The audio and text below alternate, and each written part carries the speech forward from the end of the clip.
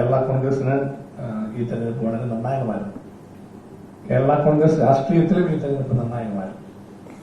അതുകൊണ്ട് തന്നെ കേരള കോൺഗ്രസ് പാർട്ടിയുടെ ആദരണീയനായ chairman Shri P J Joseph സാറിന്റെ നേതൃത്വത്തിൽ കേരള കോൺഗ്രസ് പാർട്ടി വളരെ ശ്രദ്ധയോടെ ജാഗ്രതയോടെയാണ് ഇലക്ഷന്റെ എല്ലാ ഘട്ടങ്ങളിലും പ്രവർത്തിച്ചത്.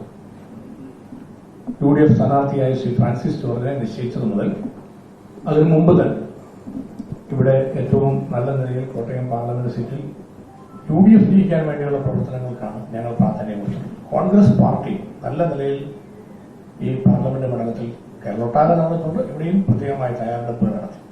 തിരുവഞ്ചൂർ രാധാകൃഷ്ണന്റെയും അതുപോലെ തന്നെ DCC പ്രസിഡന്റ് നാട്ടം സുരേഷും വിൽസൺ മാത്യൂസ് ഒക്കെ അടക്കം എല്ലാ UDF ജില്ലയിലെ പ്രധാനപ്പെട്ട നേതാക്കൾ, സ്റ്റേറ്റ് ലെവലിൽ നിൽക്കുന്ന നേതാക്കൾ ഉൾപ്പെടെ എല്ലാവരും, KC ജോസഫ് എല്ലാം ഉൾപ്പെടെ എല്ലാവരും അക്കാര്യം കോൺഗ്രസ് പാർട്ടി ലീഡർഷിപ്പ് ഈ തെരഞ്ഞെടുപ്പ് രംഗത്ത് ഏറ്റവും കൂടുതൽ ആത്മാർത്ഥതയോടെ സജീവതയോടെ പ്രവർത്തിച്ചു എന്നുള്ളത് എടുത്തു പറയേണ്ട കാര്യമാണ്. അതിനോട് ചേർന്ന് നിന്നുകൊണ്ട് കേരള കോൺഗ്രസ് പാർട്ടിയുടെ എല്ലാ ഘടകങ്ങളും ഞങ്ങൾക്ക് സാധ്യമായ പരമാവധി പ്രവർത്തനങ്ങൾ സഹകരിച്ചുകൊണ്ട് ചെയ്യാൻ ശ്രമിക്കുകയുണ്ടായി. പാർട്ടിയുടെ ഒരു പിളർപ്പിന് ശേഷം കഴിഞ്ഞ നിയമസഭാ തെരഞ്ഞെടുപ്പ് നടക്കുമ്പോൾ വളരെ വലിയ പ്രതിസന്ധി കേരള കോൺഗ്രസ് പാർട്ടിയുടെ മുമ്പിലുണ്ടായി. ആ പ്രതിസന്ധികളെല്ലാം തരണം ചെയ്തുകൊണ്ട് നിയമസഭാ ഇലക്ഷനിൽ ഞങ്ങൾ വിജയിച്ചു വന്നു. എല്ലാ സീറ്റുകളിലേക്കും കാര്യമായ പ്രവർത്തനങ്ങൾ നടത്തി മുന്നോട്ട് പോയി. ഇപ്പോൾ പാർലമെന്റ് തെരഞ്ഞെടുപ്പ് വന്നപ്പോൾ ആ പാർലമെന്റ് തെരഞ്ഞെടുപ്പിൽ സജീവമായി പ്രവർത്തിച്ച് ഇപ്പോൾ ഏറ്റവും അഭിമാനകരമായ വിജയം 87,266 വോട്ടിന്റെ ഭൂരിപക്ഷം എന്നുള്ളത് തീർച്ചയായിട്ടും അഭിമാനകരമായ വിജയമാണ്. ഇലക്ഷന് ശേഷം UDFന്റെ ഇലക്ഷൻ കമ്മിറ്റി അസംബ്ലി മണ്ഡലാടിസ്ഥാനത്തിലുള്ള വിലയിരുത്തൽ നടത്തി. ഞങ്ങളത് റിവ്യൂ ചെയ്തപ്പോൾ ഉള്ളത് സ്റ്റേറ്റ്മെന്റിലൂടെ പുറപ്പെടുവിച്ചിരുന്നു.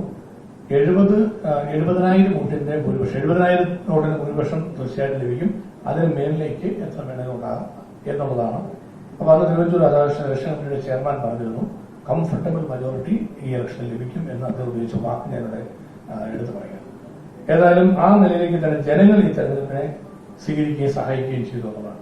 അപ്പോൾ കോട്ടയം പാർലമെന്റ് മണ്ഡലത്തിൽ കേരള കോൺഗ്രസിന്റെ ഫലം വിട്ട് UDF മത്സരമാണ് എന്നതാണ് എന്റെ ഏറ്റവും വലിയ പ്രത്യേകത. UDFനെ വിജയിക്കുക എന്ന നിലയിൽ UDFിലെ എല്ലാ കക്ഷികളും, മുസ്ലിം ലീഗ് അടക്കം മറ്റെല്ലാ ചെറുതും വലുതുമായ എല്ലാ കക്ഷികളും അവരുടെ മുഴുവൻ സാധ്യതകൾ പ്രയോജനപ്പെടുത്തിക്കൊണ്ട് ഒറ്റക്കെട്ടായി UDF ഒരു കുടുംബമായി ഒറ്റക്കെട്ടായി വർക്ക് ചെയ്തു എന്നുള്ളത് ഞാൻ എടുത്തു പറയാം. അതിന്റെ ഒരു നേട്ടവും വിജയവും ഈ പാർലമെന്റ് മണ്ഡലത്തിലെ വിജയത്തെ സ്വാധീനിച്ച ഏറ്റവും പ്രധാനപ്പെട്ട ഘടകമാണ്.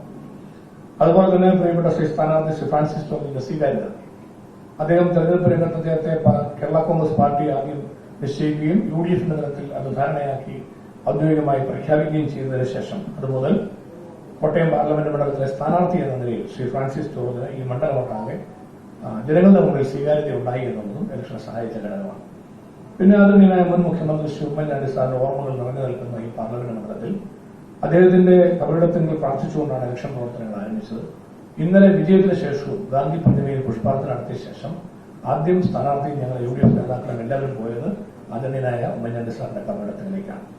അപ്പൊ തികച്ചും വികാരപരമായി UDFന്റെ ഐക്യം നിലനിർത്തിക്കൊണ്ട് ഏറ്റവും നല്ല നിലയിലുള്ള പ്രവർത്തനങ്ങൾ നടത്താൻ കഴിഞ്ഞു എന്നത് ഇലക്ഷൻ കമ്മിറ്റിക്കും ചാരിതാർത്ഥ്യമുണ്ട്. മെച്ചപ്പെട്ട നിലയിലുള്ള ഭൂരിപക്ഷത്തിലേക്ക് വരാൻ കഴിഞ്ഞിട്ടുണ്ട്.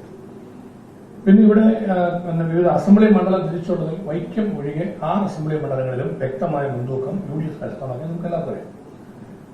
അങ്ങനെ കരസ്ഥമാക്കിയപ്പോൾ ഓരോ മണ്ഡലങ്ങളെക്കുറിച്ചും ഇപ്പൊ പാലായിൽ എതിരാളികൾ ലീഡ് ചെയ്യുമെന്ന് പറഞ്ഞ സാഹചര്യമുണ്ട്, കടുത്തുരുത്തിയിൽ എതിരാളികൾ ലീഡ് ചെയ്യുമെന്ന് പറഞ്ഞ സാഹചര്യങ്ങളുണ്ട്. സ്വാഭാവികമായി രാഷ്ട്രീയ പാർട്ടികളുടെ മുന്നണികളൊക്കെ വിലയിരുത്തി പറയുന്ന കാര്യങ്ങളാണ്.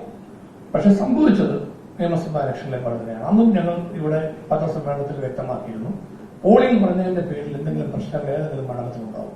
പോളിംഗ് കുറയുന്നത് തീർച്ചയായും UDF പ്രവർത്തകർ വോട്ട് ചെയ്യാത്തല്ല.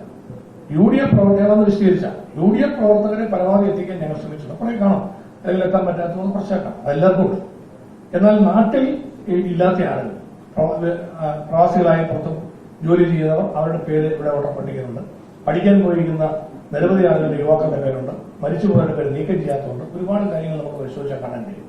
അപ്പൊ ഇത്തരത്തിലുള്ള പ്രശ്നങ്ങൾ കൊണ്ട് സംഭവിച്ച കാര്യങ്ങളാണെങ്കിലും എല്ലാ മണ്ഡലങ്ങളും ഇപ്പൊ വൈക്കത്ത് ഉൾപ്പെടെ നല്ലതല്ല. വൈക്കത്ത് കഴിഞ്ഞ പ്രാവശ്യത്തേക്കാൾ സ്ഥിതി മെച്ചപ്പെടുത്താൻ UDF കഴിഞ്ഞിട്ടുണ്ട് ഭൂരിപക്ഷത്തിന്റെ കാര്യത്തിൽ. അപ്പൊ അത് നിയമസഭാ ഇലക്ഷനിലും കഴിഞ്ഞ പാർലമെന്റ് ഇലക്ഷനിലും കിട്ടിയതിനേക്കാൾ മെച്ചപ്പെട്ട സ്ഥിതി UDF ഉണ്ടായിരുന്നു. കഴിഞ്ഞ മറ്റു എന്നെ സംബന്ധിച്ചിടത്തോളം കടുത്തുരുത്തി മണ്ഡലം ചർച്ച ചെയ്യപ്പെട്ട ഒരു മണ്ഡലമാണ്. കടുത്തുരുത്തി മണ്ഡലത്തിൽ സ്വാഭാവികമായിട്ടുള്ള വോട്ട് കുറയും, എതിരാളികൾക്ക് ലീഡ് ഉണ്ടാവും എന്നതൊരു പ്രചരണം ഉണ്ടായിരുന്നു. അത് ഞാനൊന്ന് സൂചിപ്പിച്ചിരുന്നു. പോളിംഗ് പറഞ്ഞാൽ അവിടെ ഭൂരിപക്ഷം കിട്ടും എന്ന് പറഞ്ഞത് ഇപ്പോൾ അത് വ്യക്തമായി നമുക്ക് കാണാൻ കഴിയും. നിയമസഭയിലേക്ക് എനിക്ക് 4500 വോട്ടിന്റെ ഭൂരിപക്ഷമാണ് പാർട്ടി പിളർപ്പിന് ശേഷം നടന്ന വാശിയേറിയ ജോസ് കെ മാണി വിഭാഗവുമായി നേരിട്ട് നടന്ന ഏറ്റുമുട്ടലിൽ ലഭിച്ചത്. പക്ഷെ വിജയമുണ്ടായി എന്നുള്ളതായിരുന്നു ഞങ്ങളുടെ അന്നത്തെ ആത്യന്തികമായ ലക്ഷ്യം. ഈ തെരഞ്ഞെടുപ്പിൽ അതിന്റെ ഇരട്ടിയിലധികം വരുന്ന വോട്ട് കടുത്തുരുത്തിയിൽ നിന്ന് പ്രിയങ്കരനായ UDF സ്ഥാനാർത്ഥി ഫ്രാൻസിസ് ജോർജ് ലഭിച്ചു. 11,500 വോട്ടിന്റെ ഭൂരിപക്ഷം കടുത്തുരുത്തി അസംബ്ലി മണ്ഡലത്തിൽ നിന്ന് ലഭിച്ചു എന്ന് മാത്രമല്ല 11 പഞ്ചായത്താണ് കടുത്തുരുത്തി നിയോജക മണ്ഡലത്തിലുള്ളത്. അതിൽ ഒരു പഞ്ചായത്ത് ഒഴികെ 10 പഞ്ചായത്തിലും UDF ലീഡ് ചെയ്തിരിക്കുകയാണ്.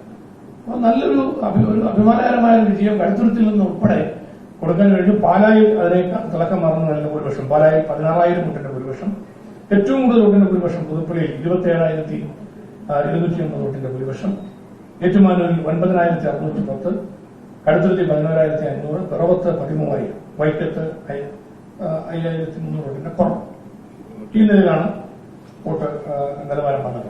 ഇതിൽ നിന്ന് വ്യക്തമായി മനസ്സിലാക്കാൻ കഴിയുന്ന കോട്ടയം പാർലമെന്റ് മണ്ഡലം ഐക്യ ജനാധിപത്യ മുന്നണിയുടെ ഒരുക്കു കോട്ടയാണ് എന്നുള്ളതാണ്.